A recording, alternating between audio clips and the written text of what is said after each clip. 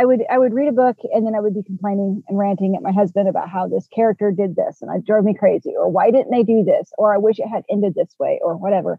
And he kept saying, well, why don't you write your own then? And I was like, oh, I could write a whole book. But yeah, you can. So finally I decided, all right, I want to write a book. And they say, write what you love, write what you know. And well, I love dragons. So one day I told my mom, I'm going to write a book about dragons. She says, okay. You're listening to episode 28. Welcome to Story Power, a bi-monthly podcast where my guests and I geek out about the stories we're passionate about in all different genres, styles, and formats. My name is Lucinda Sage-Midgorden, and I started this podcast during the summer of 2020 at the height of the COVID-19 pandemic. As I watched the reaction of my friends, family, and social media circle, I noticed that many people turned to stories for comfort and help in making sense of the craziness going on around them. My goal was to do the same for my listeners, but as I chatted with my guests throughout the first year, I discovered that their personal stories were the most fascinating thing about each episode. Neil Gaiman says, "Fairy tales are more than true, not because they tell us that dragons exist, but because they tell us that dragons can be beaten." I now know that sharing our experiences with others helps us defeat our own dragons. It is our stories that connect us to one another. Let's see what wisdom today's guest has to share with us. Today I am interviewing A.D. Trosper, Audra, and she is an author. I have read 3 of her books. I think it's your latest series, Audra, the Raven Daughter series. And I'm so excited to talk to you because I loved that series so much. In fact, I loved it so much, I can't wait to read all of your books. So, Audra, welcome to the show. Well, hi, thank you for having me. And I appreciate you being willing to talk to somebody that you don't even know. Audra and I are meeting via Zoom. So, yeah. Sometimes I don't do the whole stranger thing real well, but, be better at it. That's right. Yeah. Well, we do have a mutual friend, fellow author, Stacy Bennett. Yeah. And Stacy and I have known each other online for quite some time. So it was nice of you to agree to be my guest. So usually the way I start this is to ask, because it's story power, what was it that made you love stories? What was, maybe there's not just one thing, but what was something? Oh, gosh. I don't know. It started at early. My mother read to me, all the time, and she read all the time. And so that was just kind of, you tend to imitate what you see. And so mom read and I wanted to read, and she helped me learn to read, and she read to me all the time. And this is my favorite books over and over again, and encouraged, of course, the reading as I grew older. And so, yeah, that's how I got into just loving stories, loving reading. Yeah. So a lot of times growing up, I didn't always have necessarily the shows I wanted to watch, but there were books I wanted to read. So, Yes. Well, and books probably were easy to get. I don't know about you, but I grew up in a bunch of small towns, and sometimes TV was not so readily available. Yeah, sometimes it wasn't, depending on, I was a child of the 80s and 90s, so especially in the 80s, you had cable sometimes when you were in big cities, but they were expensive. And so a lot of times you had to do the walk across 12 feet of carpet to get to this, TV. And you had 3 channels, and unless you had like the little fancy little circle thing you stuck on the bunny ears, and then you could get the extra channel. That was kind of cool. Or when you could get it to come in without holding onto it and watching TV at the same time. So, right. Yeah, books had more variety there. I graduated on June 1st, 1971. And so that's all we had was 3 channels and maybe an extra local channel. That was all we had. Yeah. So reading was the thing that got you excited about stories. And did you have a favorite genre? Fantasy growing up. course, there's a lot of, children's stories. There was one I loved. It was about a unicorn. It was just a short kid story about this unicorn who wanted to, he had a little sheep friend. That's right. And his friend wanted to be special like him. So the unicorn offered to give his horn to him, so he could be special. But then, of course, the unicorn had to go away. And then the sheep was like, wait a minute, I don't want this. I want my friend back, kind of thing. So that was like one of my favorites. And then The Heavenly Horse from the Outermost West by Mary Stanton. It combined two of my favorite things growing up, which was horses and fantasy. It was all from the POV of the horse. And there was gods and monsters and all kinds of things and trying to save one of the breeds of horses. And yeah, it was great. I read that so many times. So a lot of people were like the Black Stallion, Black Beauty, and I did like them, but they didn't have that fantasy element. And those were also told from a human point of view rather than a horse point of view. So yeah, right. It was really interesting. Oh, that's interesting. I'll have to look that one up. That sounds fun. And then my older brother, he played Dungeons and Dragons. And so there were always those books, that have and they had really pretty artwork of dragons on the front. Mm-hmm. And I loved them. And I was little at the time. I was like, I don't know, 8 or 9. So he's letting me play with him one time and just be the nice brother. He gave me a pet dragon, which of course you really aren't supposed to have in Dungeons and Dragons because dragons are not nice things there. But he bent the rules for me because I wanted it. I was the little sister and I always got whatever I wanted. So, so he gave me a dragon pet. I don't know, that just kind of spurred a love of dragons. And then in the 80s, they started coming out with some really good movies that were fantasy oriented, like Legend and Willow and things like that. And that just built my love of the idea of magic and stuff.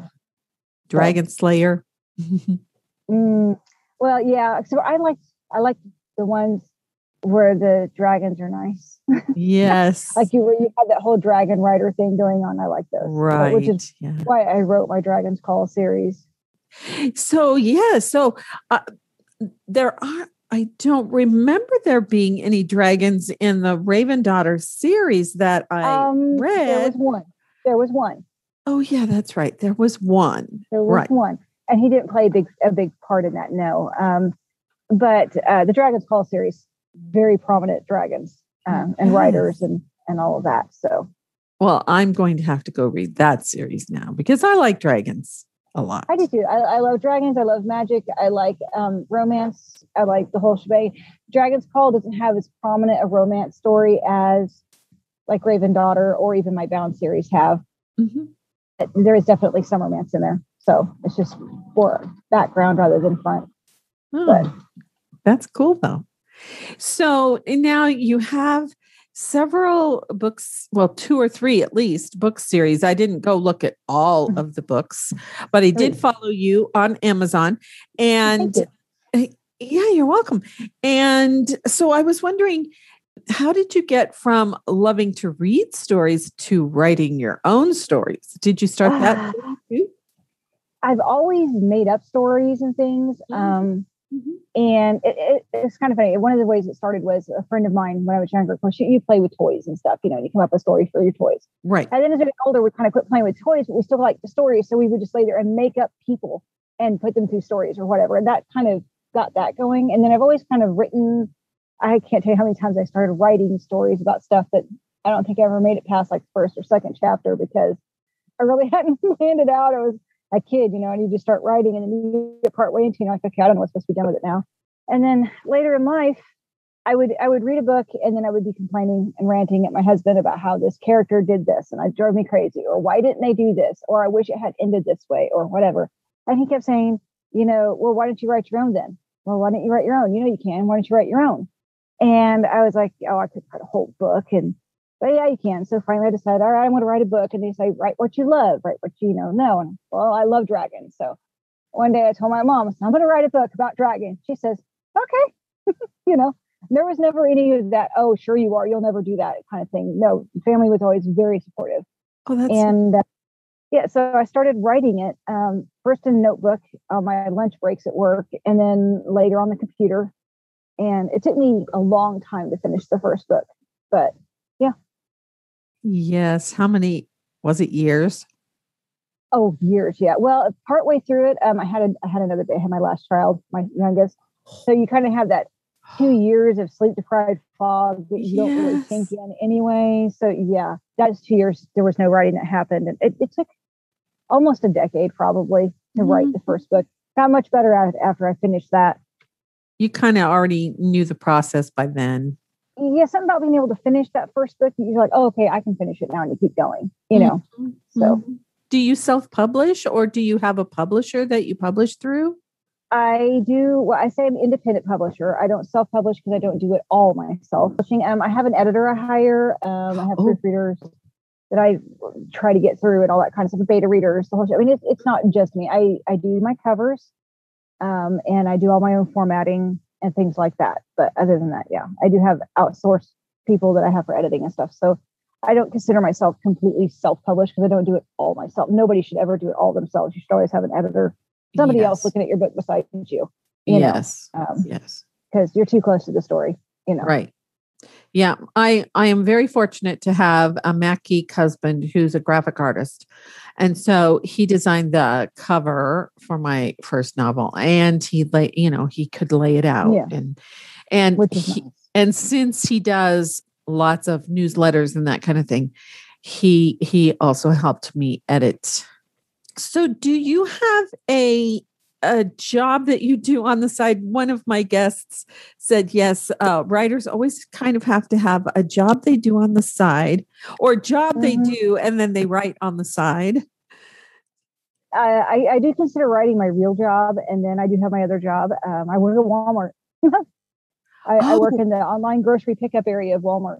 So it's fast paced and it's a lot of exercise, which is nice because writing keeps you sitting. So yes, it keeps me moving, and I do a lot of heavy lifting. So it's kind of like weightlifting. So I figure they pay me to go to the gym, basically.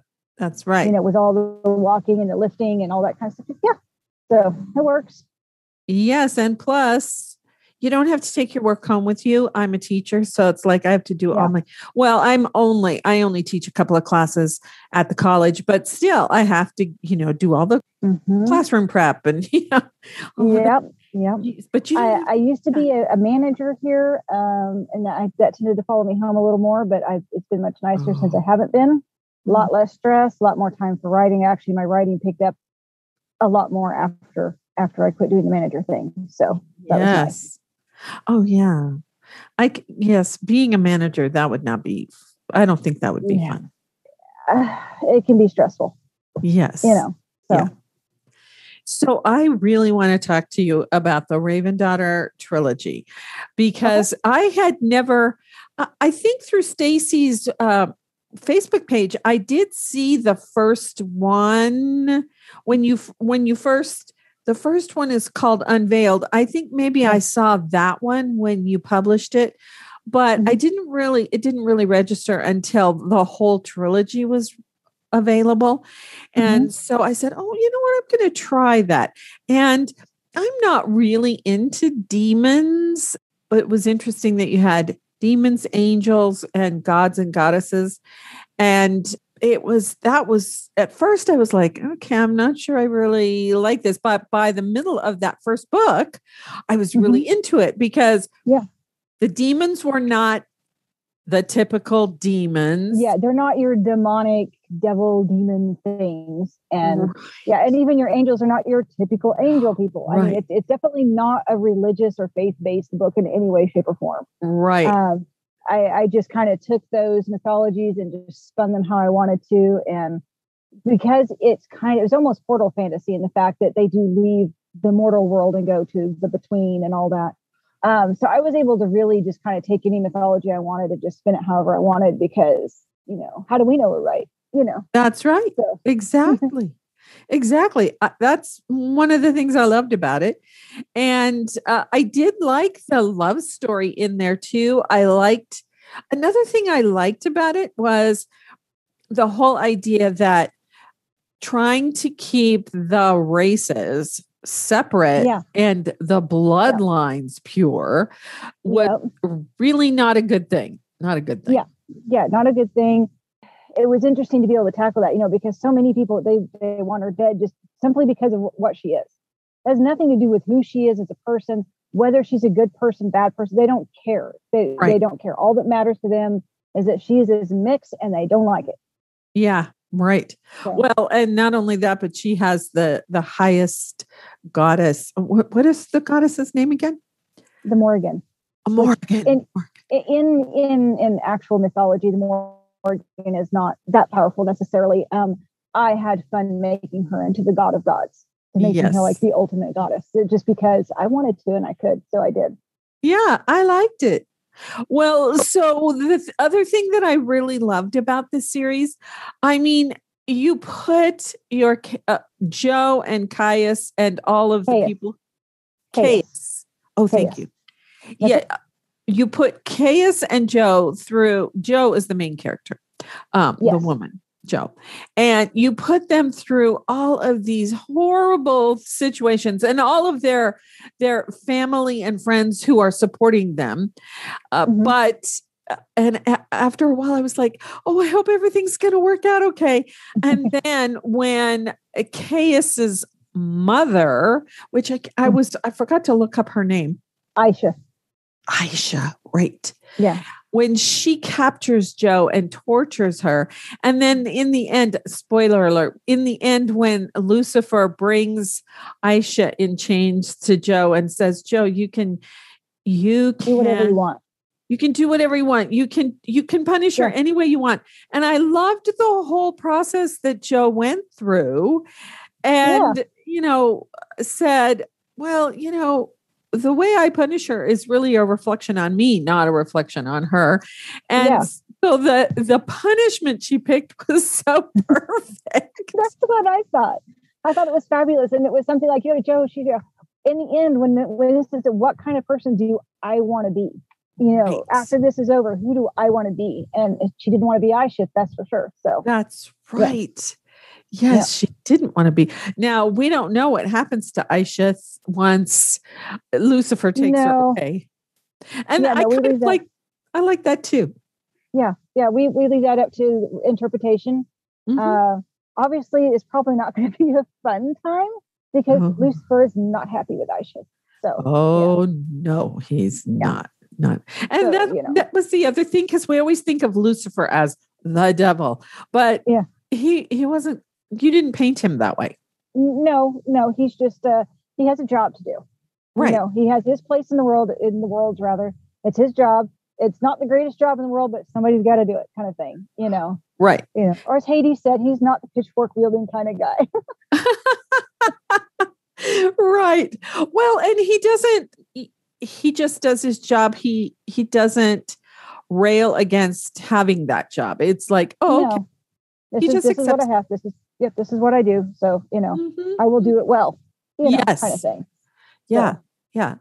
Yes. I liked that. And I also thought that the ending, because the characters went through all of these trials and tribulations, the ending was very satisfying to me. And to make the very last of it nice and lighthearted. To kind of bring back, they had been through so much. They deserve a moment to relax and be light about something, Yes. And of course, Joe freaking out because now she's the dungeon master, as she said. So. Right. Yes. Well, and there aren't a whole lot of series where I'm just completely satisfied with the ending. And I was in this one. I'm glad. It took a while to get that ending wrapped up to make it the way I wanted it, because I knew how I wanted it to feel at the end, and it took a little bit to get that. So, did you enjoy the extra scenes at the end, the epilogue, and then the deleted scene? Yes, I did. Yes, I forgot about those. Yes, it was sort of was like a Marvel movie. Well, and honestly, I just got through writing another kind of extra scene for that, and that'll be going up. I'll put out the link to that in my newsletter and then on my group, my Facebook group. Oh, good. For people to go to. So it's basically the bonding moment from Caius's point of view. Oh, that's good. Yes, because we just had it from Joe's point of view. Joe's point of view. Yeah.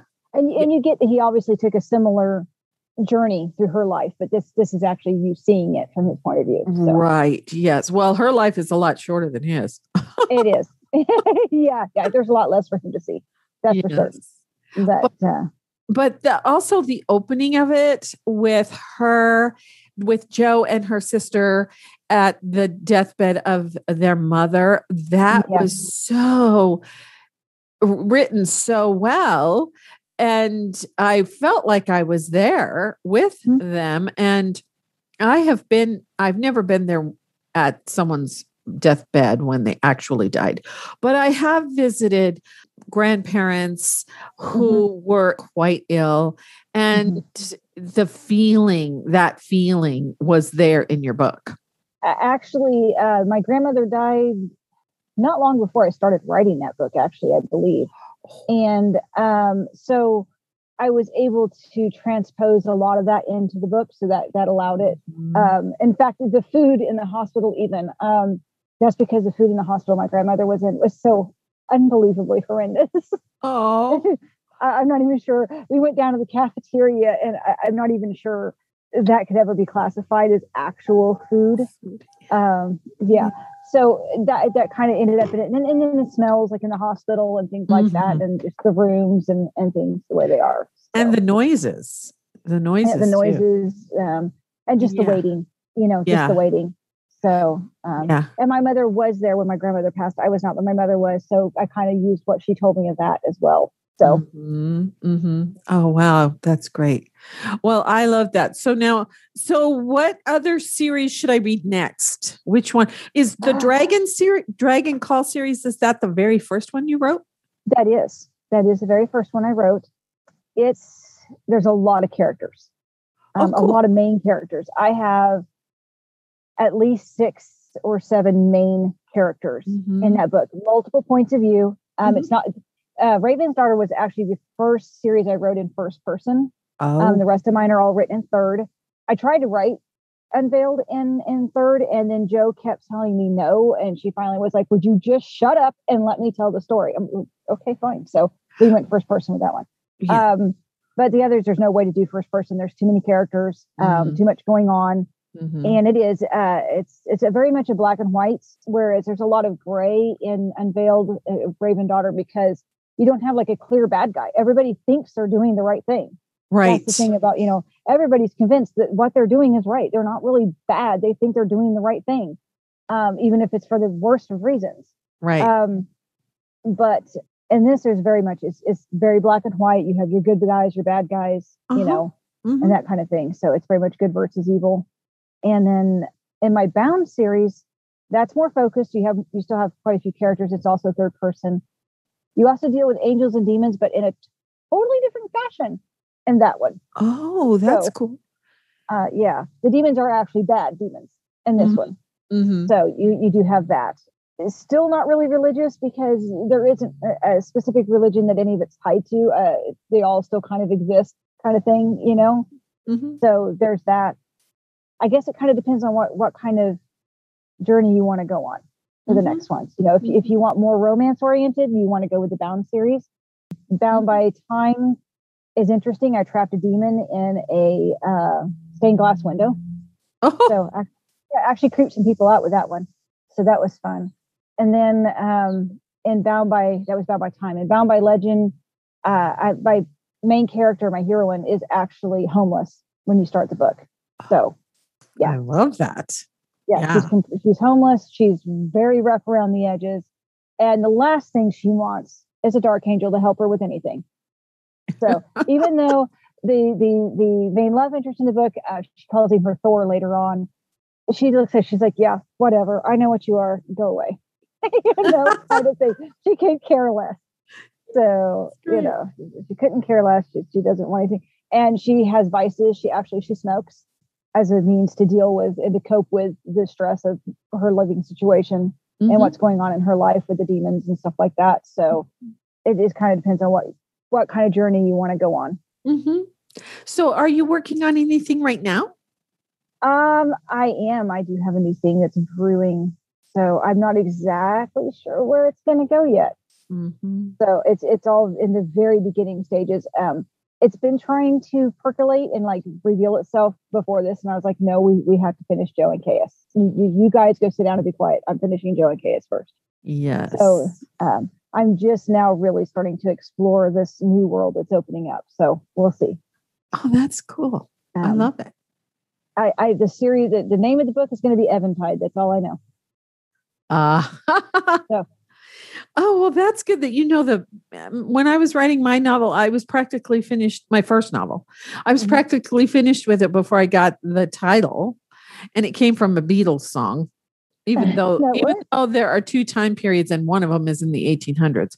But but then when I started the second book in that, well, it's just going to be two books probably. The title was right there. Yeah. That was the first thing that I knew. So I was like, oh, okay, that's interesting. With Dragon's Call, Embers at Galderling came pretty quick and easy. Mm-hmm. Tears of War came easy. The last book, Ashes and Spirits, that took a little bit to come up with a title for that.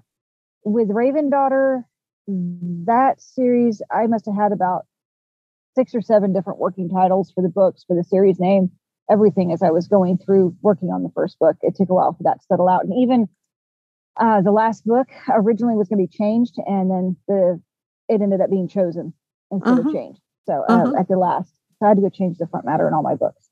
Anyway, and so they don't always stick, but I think this one's actually going to stick. It's pretty, that's neat, pretty solid. Good. So there's several different projects I could work on, including another Bound book and another Dragon's Call book, but I'm not sure I'm ready to work on them yet. So yes, I have to let mine percolate, and actually mine's been percolating since 2014. Well, honestly, the last Dragon's Call book has been percolating for a long time, but I refuse to write it if it's not there. If I don't have like the passion and the story is not just really wanting to be written, I refuse to write it. I know I could probably sell a lot of them if I write it, because it was one of my best-selling series, but I don't want to do it for a money grab. I want to do it because the story is right. And I just refuse to start it. I would rather it remain unwritten than to not do well by it. Yes. So that series in and of itself just holds a really special spot for me. And the story, I think it's just a really good story all around, I think. There's a whole range of human emotion in that one. And there are areas that I've made people cry. One of my managers here at my job actually read that series, and he's not the type of person that ever shows like any emotion. He's always very just one emotion all day long. I mean, he's never angry. He's never goofy. He's never anything, you know. And one day he walked past me and he goes, "Your second book in that series made me cry." Oh, okay. But it made a lot of people cry, apparently. So it made me cry. I bawled. Oh my gosh, I cried writing that. Yes, I know what you mean. Yes. Yeah. My husband walked in and he's like, "What's wrong with you?" I'm like, "My character." And he's like, "Never mind. I'm out." But it did. And actually, I know it's coming because I wrote it. But if I read it again, it'll make me cry. So I don't really have any other books that do that. Just that one. Well, how did you meet Stacy? Stacy Bennett, our mutual online friend. Yes. How did you meet her? Originally, when I first started on my publishing journey, I was with a company that was actually one of those more of a vanity press kind of thing. Oh, right. Yeah. Yeah. And she ended up with them as well. And we ended up meeting through them. Oh. And then not long after that, we left and went our own way. And her and I just kind of became instant friends. I mean, it was nice to meet her. I started off as beta reading. I beta read Quest of the Dreamwalker for her. And I loved it. I loved her writing style. A lot of times you go to read a new author, and especially when they're a new author, not just your new author, but they are very new. And sometimes it can be difficult because the writing isn't quite there yet, kind of thing, Stacy's was all there. It was great. I absolutely loved it. I'm completely invested in her characters. Then I went on to read Anubis. Is that the name of it? Just Anubis? Oh, yeah. Anubis. I've read that one. Son of Anubis. Yeah. That's right. Son of Anubis. Right. Yeah. And I read New Torino, which is a little freebie she has. It's very interesting. It's kind of dark and twisted. but it's really interesting. I actually did the cover for that one for her. What about Archer? Oh, Tales of the Archer. Yes, I read that. I've read that one too. I'm one of her alpha readers. So I get to read stuff as she's writing it. Same with her. Like as I'm writing through, she's one of my main people to check the Case quotes to make sure I've kept Case's voice the way it should be, so I don't lose him or the terseness that is him or whatever, that kind of thing. So, we read each other's work as we write. Yeah. So, well, and you write similar genres. Mine similar. I have to find somebody who does, because mine one timeline is in the 1800s and it's historical, and then the other timeline is supposedly present, but the women are connected because the one in the 1800s is the great grandmother of the one in the present. And there aren't very many people that I know that write that kind of genre. So it's great that you and Stacy write the same kind of genre. It really does. Yeah. And that we're similar. I mean, we connect like that. So it helps. It's ideas back and forth at each other, just spitballing like, okay, well, what about this? Or what about that? Especially if one of us is stuck, we can help each other get unstuck. That kind of thing, so. I need somebody like that, because the woman that I was friends with who really helped me with The Space Between Time is my first book. Unfortunately, she died. And so now I'm like, I don't have anybody to help me. Oh, I'm sorry. Yes, It was very, very sad. So, well, there were two women that I met through a writing group, and they both died. So, so I don't have anybody right now. And I'm kind of, I've written a bunch of stuff for the second book, but it's all in scenes, and I have to sit down and figure out the order, because I teach dramatic structure, so I know the plot structure that it should be, but I just when I get an inspiration, I sit down and write it. See, I tend to write more linear from start to finish. That doesn't mean I don't go back, though. I'm always bouncing back, like, oh, I should have added this. So I go back and I add that in. Right. But as far as like going forward, I don't ever skip. I just keep going straight on through. Well, see, that would be so much better if I were like that. But I wake up in the morning and I have an idea for a scene, and so I just go write it, and then I have to figure out how to put it into the book later. You know how sometimes when you're writing, you have those areas that just aren't as fun to write. They're like connecting points, and they're just not as fun to write. When you're reading them, you don't really notice them because you move past them pretty quickly when you're reading. But when you're writing them, sometimes it's like pulling teeth. If I skip scenes, then my brain has like, oh, hey, I got to write what I wanted to, and then I can't get it to go back and do the stuff it has to do. Yes. Like, I ate dessert, so I'm not going to eat the vegetables now. I'm like, oh, okay, no, we're going to eat the vegetables, and you can have dessert. You can have dessert later. But my brain will just skip around too much if I allow it to. Yes. Well, I'm really looking forward to, because I am reading Call of the Huntress right now, which is Stacy's second book. And I'm really looking forward to the third in the series. Yeah, it's such a good book. I love it. And then the third book, yeah. And I actually, she did a really good job with the whole, like Corey dealing with what had happened to him. And she did such a good job with that. So yes, I'm about halfway through. And so I can't, I was like, oh, I want to find out what happens. So yeah. Definitely worth the read. Definitely. It is. And I loved it so much that I shared it with my sister and my niece. And I think actually Celeste's husband, Jamie, also read it. And we talked about it one summer. It was like a family read thing. And so now they're all excited that the second book in the series is nice published. Yeah. Good deal. Yeah. And the third, she'll be publishing that later this fall. Oh, good. Yes, because she's been working on it. Yeah. That's good. Yeah. Cool. Well, do you have any recommendations for our listeners of stories that you just love and you want to share? Oh, well, we covered Stacy. Yes. Stacy Bennett. Of course, my own books. Yes, please read them. That'd be great. I don't know. When I get to that, then my brain just kind of locks up and it forgets everything. Yeah, right now I'm just drawing a total blank because my brain just went What are Are, books? are you reading anything right now? I am. I don't even remember the name of it. It's junk food romance. What I call it. Uh-huh. Yeah, it's just those quick, almost Harlequin style romance. It's sometimes you just need it. Sometimes like you got to eat a bag of chips. Sometimes you just got to have that. I So know. it's kind of my relaxing go to when I'm in between books, and I need to. I'm trying to because there's still little scenes and stuff and deleted stuff that my brain would like to add to the Raven Daughter series. So I'm like, hey, can we focus on the new book? And plus, I'm still kind of trying to figure it out. I do plan to read Six of Crows coming up. I've never read it. Stacy bought it for me. I have it on my shelf, but I've never actually read it.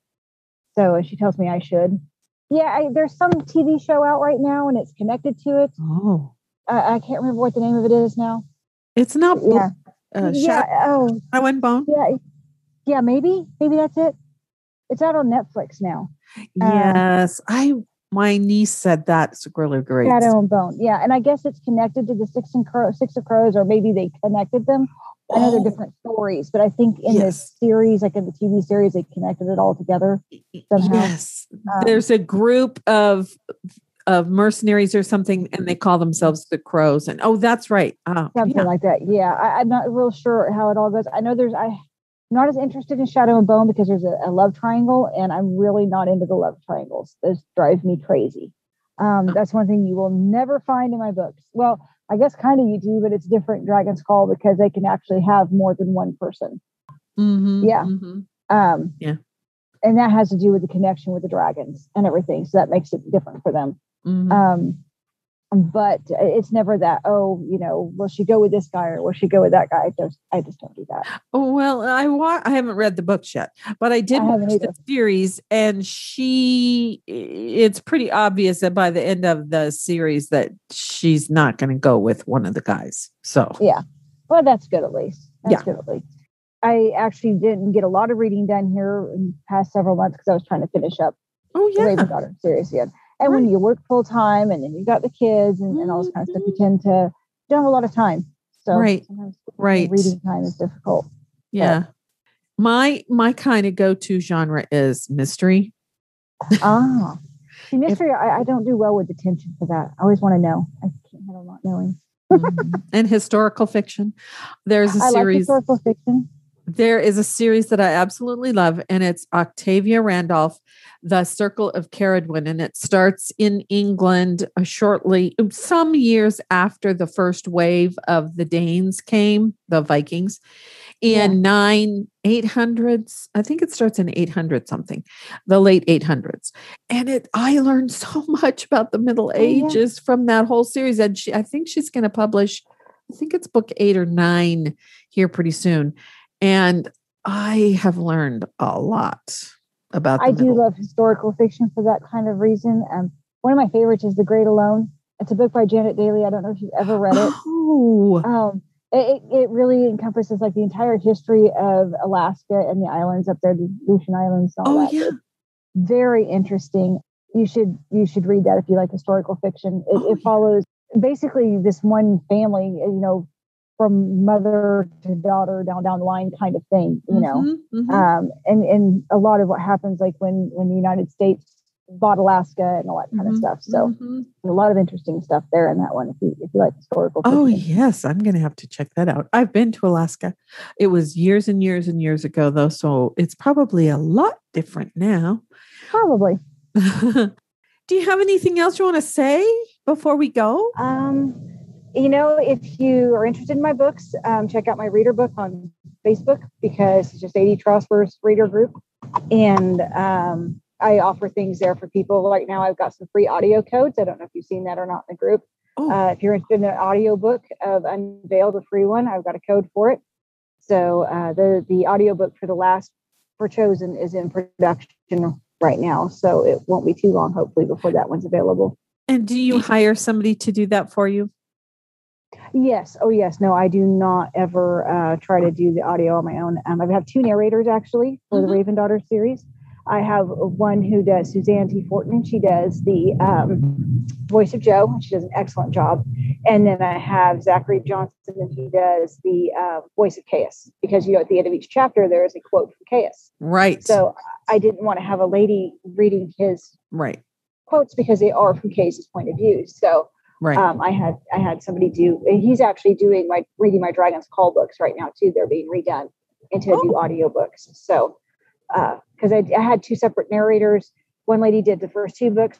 Another guy did the last book, and it just wasn't jiving. So when the contracts were up, I'm redoing them all now.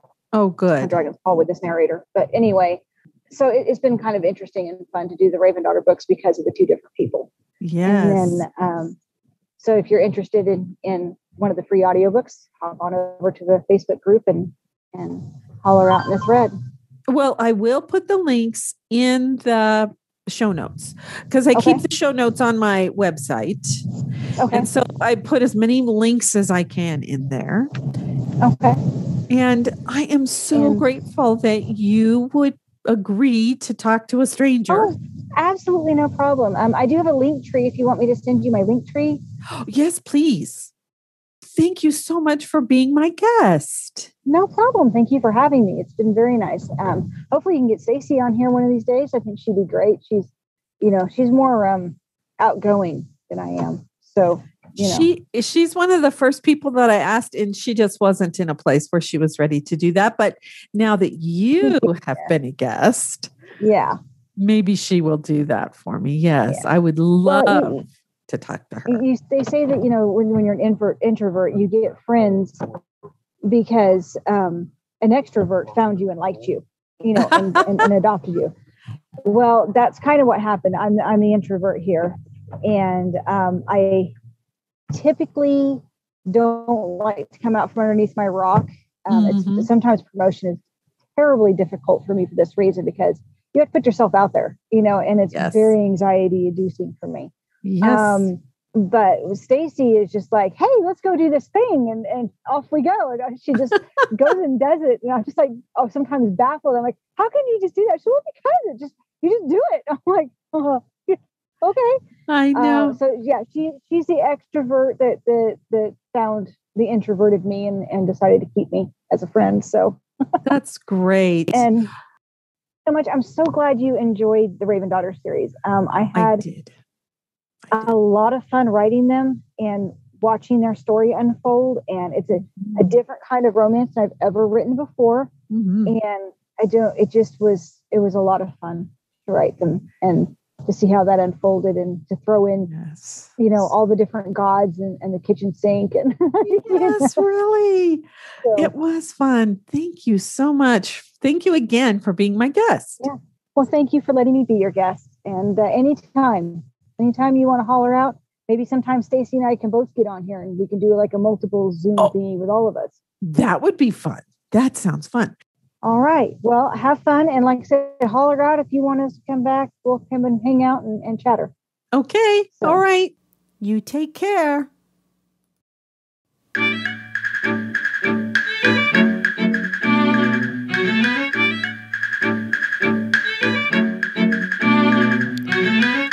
I hope you enjoyed the show. If you like what you heard, please share it with a friend and give us a review on your favorite podcast app. It will help people find us. You'll find the show notes for this episode at my website, Sage Woman Chronicles, at sagewoman.life. You can leave a comment there. And remember, as Philip Pullman said, after nourishment, shelter, and companionship, stories are the thing we need most in the world. Until next time, this is Lucinda Sage-Midgorden. Thanks for listening.